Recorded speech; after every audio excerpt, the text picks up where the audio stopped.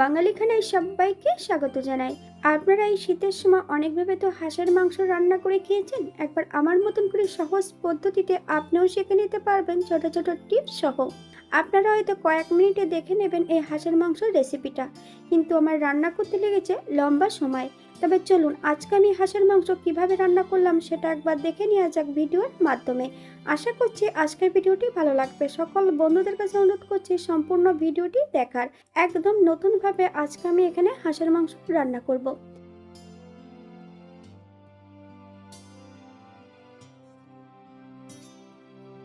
তবে হাঁসগুলোকে কেটে ধুয়ে পরিষ্কার করে রাখা হয়েছে। ঠিক এমনভাবে কাটিং করে দিয়েছিল দোকান থেকে। আপনারা এর থেকে ছোট বড় পিস করে নিতে পারেন। তবে আমি বাড়িতে 3 থেকে 4 বারের মতন ঈষদুষ্ণ গরম জল দিয়ে ধুয়ে নিয়েছি। এখানে 1 কিলো 400 গ্রাম মাংস আছে।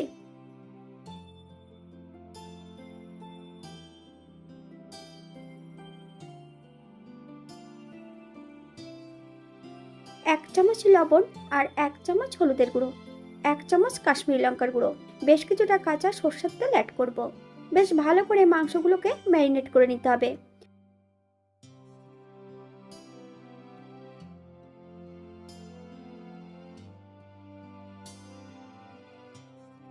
তিরিশ থেকে 40 মিনিটের জন্য মাংসগুলোকে রেস্টে রেখে দিতে হবে।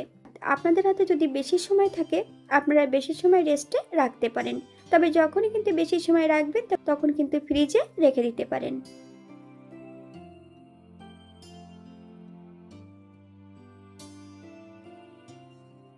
একটা কড়াইতে বেশ কিছুটা সরষের তেল অ্যাড করব। তেল গরম হওয়া পর্যন্ত অপেক্ষা করতে হবে। প্রথমে আমি বেশ কিছুটা আলু লবণ হলুদ দিয়ে ভেজে নেব। আপনারা যদি পছন্দ করেন তাহলে পরিমাণে বাড়িয়ে দিতে পারেন। এই পর্যায়ে তেল থেকে সম্পূর্ণ আলুগুলো তুলে নিতে হবে। আপনারা এর থেকে কম বেশি ভেজে নিতে পারেন। একই তেলে রান্না করব। ফোড়নে রেখেছি সাদা জিরে। ফোড়ন থেকে সুগন্ধ বেরোলে 250 গ্রাম পেঁয়াজ সরু সরু করে কেটে নিয়েছি। সম্পূর্ণ পেঁয়াজের টুকরোগুলো অ্যাড করে দেব। স্বাদ মতন লবণ, আপনাদের পছন্দ মতন আপনারা লবণটা অ্যাড করতে পারেন। গ্যাসের ফ্লেমটা মিডিয়ামে রেখে বেশ কিছু সময় পেঁয়াজগুলো ভেজে নিতে হবে।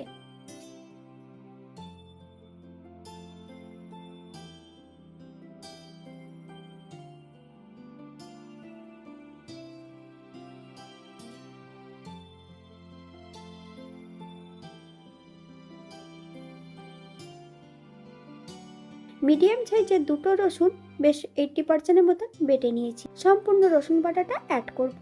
পেঁয়াজ রসুন থেকে যতক্ষণ কাঁচা গন্ধ ছাড়ছে ততক্ষণ বেশ ভালো করে ভেজে নিতে হবে। আপনারা একবার স্ক্রিনের দিকে ফলো করবেন।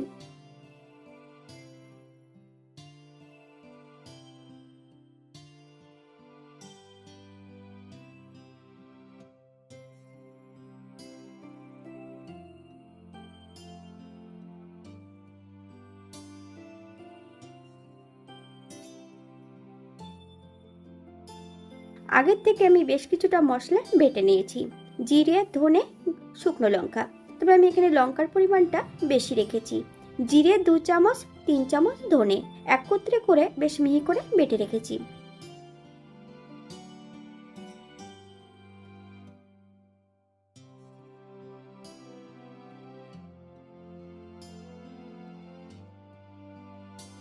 সম্পূর্ণ বাটা মশলাটা অ্যাড করে দেব।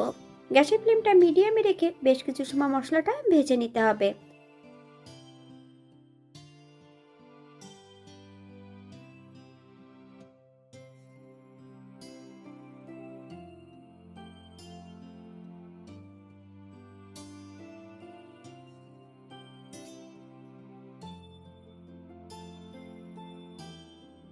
দু চামচ আদা বাটা, আপনারা যদি পছন্দ করেন তাহলে পরিমাণে বাড়িয়ে দিতে পারেন।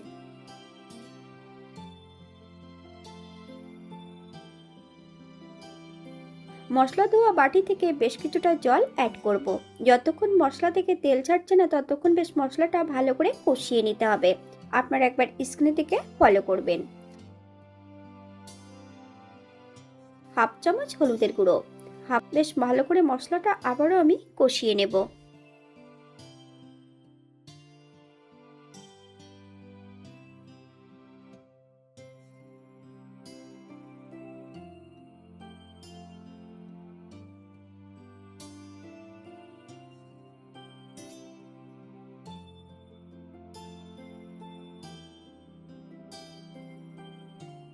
এই পর্যায়ে সম্পূর্ণ ম্যারিনেট করা মাংস অ্যাড করে দিতে হবে। গ্যাসের ফ্লেমটা হাইতে রেখে বেশ কিছু সময় মাংসটা কষিয়ে নেব। গ্যাসের ফ্লেমটা হাইতে রেখে বেশ কিছু সময় মাংসটা কষিয়ে নিতে হবে। গ্যাসের ফ্লেমটা হাইতে রেখে বেশ কিছু সময় মাংসগুলো কষিয়ে নিতে হবে। আপনারা একবার স্ক্রিনের দিকে ফলো করবেন।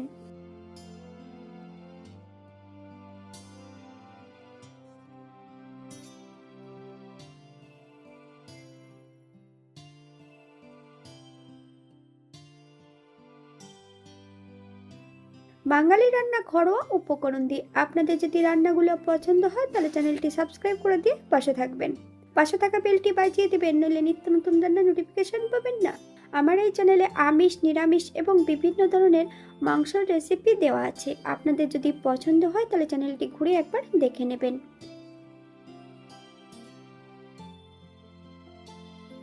মাংস কষানোর মাঝপথে 3 টুকরো চুই ঝাল অ্যাড করেছি। আপনারা যদি পছন্দ করেন তাহলে পরিমাণে বাড়িয়ে দিতে পারেন। যাদের চুই ঝাল নেই তারা এখানে গোলমরিচটা 80% গুঁড়ো করে অ্যাড করতে পারেন। আবারও বেশ কিছু সময় কষিয়ে নিতে হবে।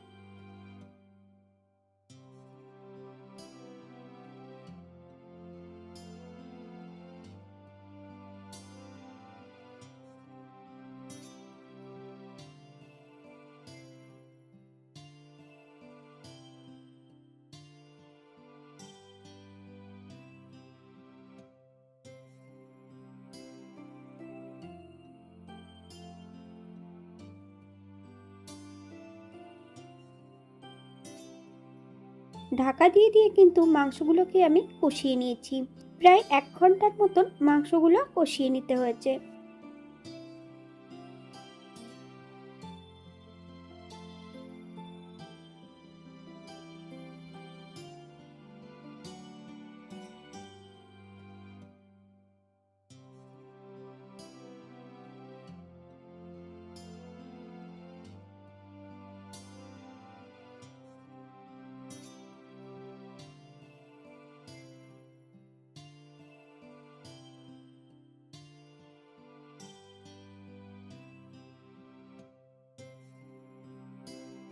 এই পর্যায়ে একটা প্রেসার কুকারের মধ্যে অল্প করে জল অ্যাড করব।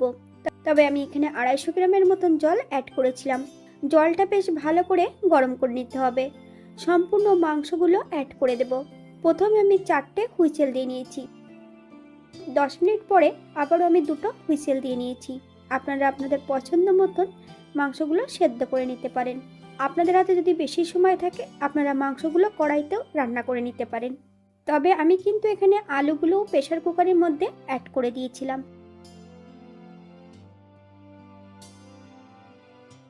সম্পূর্ণ মাংসগুলো প্রেসার কুকারে সেদ্ধ করে নিয়েছি।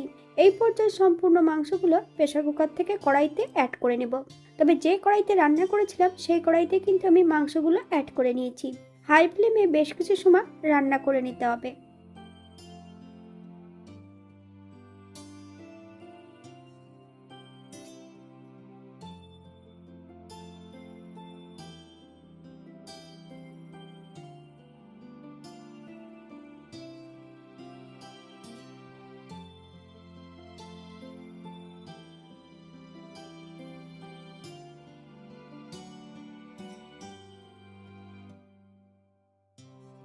বেশ কিছুটা গরম মশলা বাটা অ্যাড করব। আপনারা যদি পছন্দ করেন তাহলে পরিমাণে বাড়িয়ে দিতে পারেন।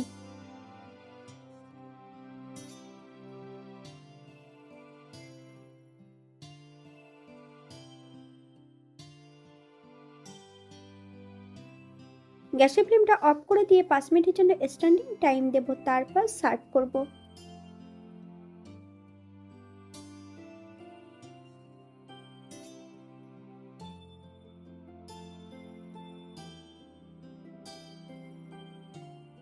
এটা দেখতে যেমন ভারী সুন্দর হয়েছিল, এটা রুটি, পরোটা, লুচি বা গরম ভাতে খেতে কিন্তু অসম্ভব ভালো হয়েছিল।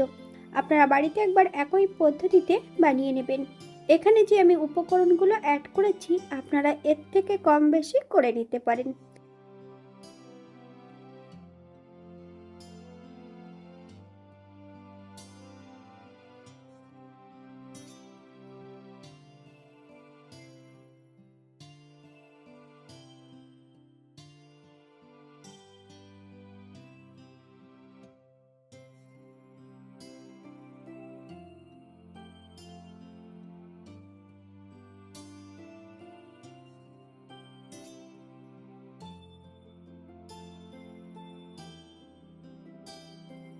এটার সঙ্গে রেখেছিলাম আমি চালের আটার রুটি। তবে কিভাবে তৈরি করতে হবে চলুন সেটা একবার দেখে নেওয়া যাক ভিডিওর মাধ্যমে।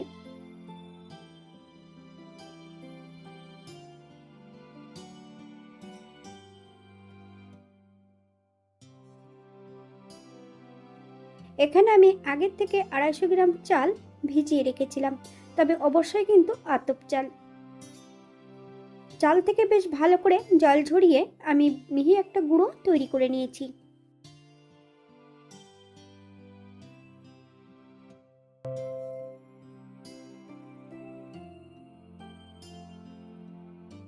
একটা কড়াইতে বেশ কিছুটা জল অ্যাড করেছি, হাফ চামচ লবণ, আপনার স্বাদ অনুসারে লবণটা অ্যাড করবেন।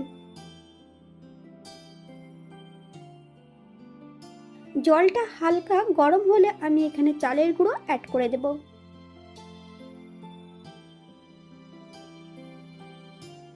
ঠিক এই অবস্থাতে চালের গুঁড়ো অ্যাড করে দিতে হবে। কন্টিনিউ কিন্তু এটা নেড়ে একটা মণ্ড তৈরি করে নিতে হবে। আপনারা একবার স্ক্রিনের দিকে ফলো করবেন।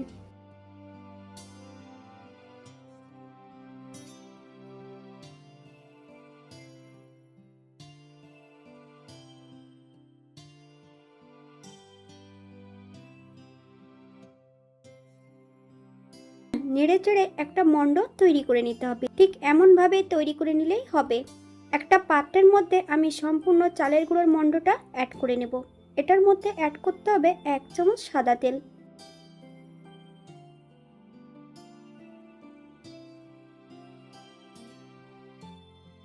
তবে চালের আটা রুটি তৈরি করতে গেলে মণ্ডটার গায়ে যেন কোনো ফাটা দাগ না থাকে। লেচিগুলোকে ছোট ছোট করে কেটে নিয়ে ঠিক এমনভাবে রুটিগুলোকে বেলে নিলেই হবে। তবে খুব বেশি মোটা করে কিন্তু রুটিগুলো বেলার প্রয়োজন নেই, একটু পাতলা করে রুটিগুলো বেলতে হবে। আপনারা আপনাদের পছন্দ মতন রুটিগুলো বেলে নিতে পারেন।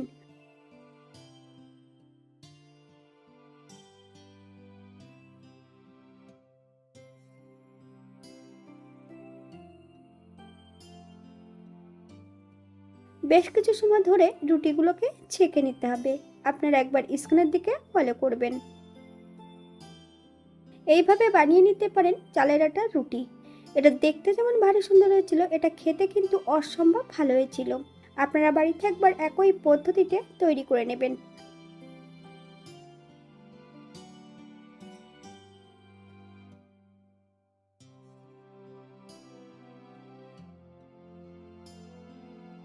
তবে চালের আটার রুটি করার জন্য গোবিন্দভোগ চাল বা দেশি আতপ চালটা ব্যবহার করতে পারেন। তাহলে কিন্তু রুটিগুলো যথেষ্ট নরম হবে বা খেতে বেশি সুস্বাদু হবে। এখানে কিন্তু আমি যে রুটিগুলো তৈরি করেছিলাম, এক একটা রুটি তৈরি করতে 2 থেকে 3 মিনিট করে সময় লেগেছে। এই রুটিগুলো 1 থেকে 2 দিন রেখে খাবেন, রুটিগুলো কিন্তু শক্ত হবে না।